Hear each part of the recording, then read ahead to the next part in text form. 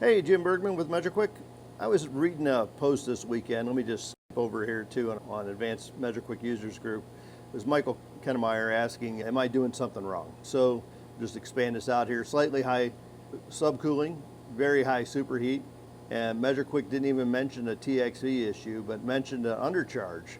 If my design subcooling is 10 and I have 12 degrees of subcooling, I don't think refrigerant charge is the problem. And so you can see here, let's just click on the readings here. He had normal, low and high pressure, high suction line, low liquid line temp, normal outdoor air, and then approach was almost at zero, and then high superheat and normal subcooling. And so I'm gonna flip back over here to the camera for just a minute and show you what we got set up here in the office. So I've got a 454B training unit here set up in the office, and what I've done here is I just threw a ball valve in so I could crank that ball valve down and simulate a plugged TXV. So when you crank this ball valve down, you can see it's definitely choking down that refrigerant a little bit. The TXV that's here and it's behind the glass panel here is wide open.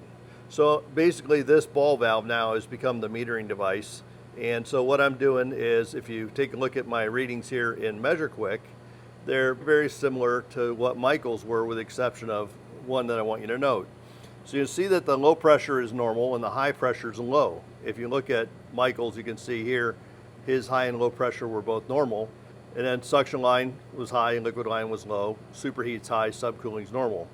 Go here, take a look at the actual readings here.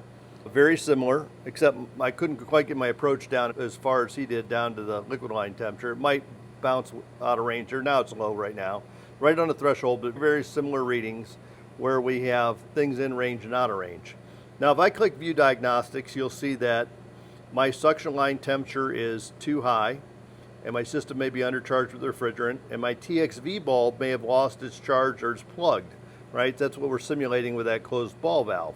If we go back to Michael's post, and let me just go back to this, you can see that he's got suction line temperature too high, his capacity is too low, potential return air duct leak, system may be undercharged with refrigerant, but no TXV fault on his. Go back here, so very similar faults to each other, but he doesn't have the TXV bulb on his diagnostics on Michael's post. Why is that? Let's go back in and let's talk about this for just a minute. Let's go back into MeasureQuick. I'm going to close this up for a second.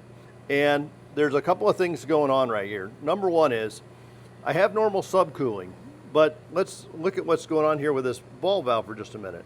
When I throttle this ball valve down here, I'm backing up refrigerant all the way into the condenser. Now there's two things happening. Number one is my condenser pressure is going to drop a little bit because I'm not absorbing as much heat in the evaporator coil because I starved on my evaporator. But I'm backing up liquid in the condenser, which could make the condenser look like it's got a normal refrigerant charge. And in this case here, I've got a starved evap, I've got a flooded condenser, and it's all due to this plug right here. Now, if I'm in MeasureQuick and I leave this condition the way it is, and I just go in here to actions and I benchmark that system, what I'm going to do here, and it's going to give me just a second to stabilize here. I'm just going to override the stability for just a minute. So you can see I've still got those faults, but I'm going to go in here and I'm going to hit actions and I'm going to benchmark the system.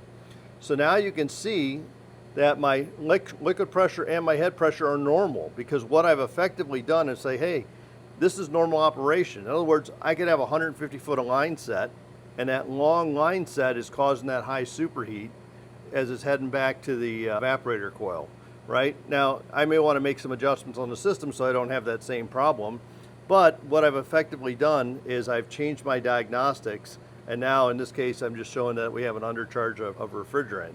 So if I go ahead and were to go ahead and just clear that benchmark out and go back into diagnostics again, you can see that I do have that TXV bulb issue. So now let's just leave that diagnostic cleared out for a minute, and let's go ahead and open up my ball valve on here so I can see what my charge. So you can see right now I have 8.2 degrees of subcooling. Let's go to gauges here. I think it's just easier to view. So I'm on the gauges now, and what I'm going to do here is I'm going to open up this ball valve completely. And so the TXV is going to take a second to respond here, but now that ball valve is wide open. And you can see our liquid line restrictions gone. So now we got a full common liquid going into that TXV.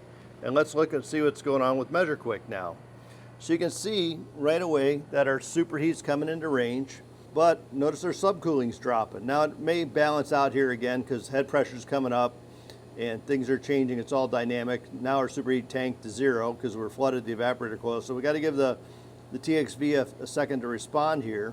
And it'll start to shut down because it was, like I said, wide open before. So now it's going to start to throttle back and reduce the level of refrigerant in that coil.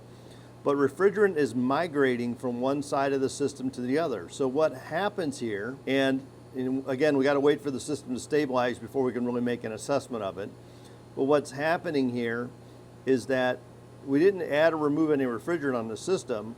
We just took refrigerant that was stacked in the condenser that was artificially raising the subcooling and moved it over into the evaporator coil. And now we have a fully active evaporator coil.